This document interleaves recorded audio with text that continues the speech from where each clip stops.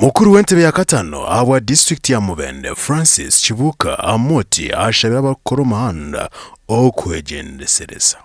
Weneita waliwo enteekateeka y'okubasasula wabeerewo okusambyasambyako ate okukikolera ddala mu bwesimbu bwaki baba basasudde omuntu bamusasulire ddala ate bamuwa ekiseera sente ze zaafunye nga zisobola okumutereeza awalala gy'alaga. Ekyo kyentegeeza nti adequate and timely relocation.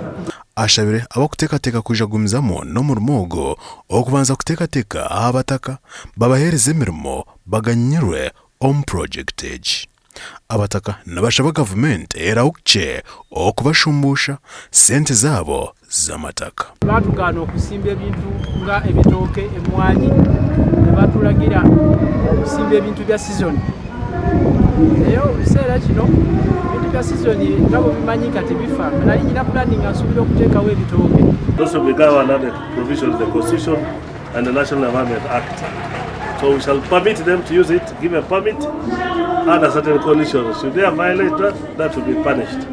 Nekijikwa ngo gavumenti eri mu nteekateeka z'okutandika okutimba amashita n'aba batandikire n'okwebuuza abataka abokuba omuhanda gw'amashita n'ogukuraba omu byanga byabo.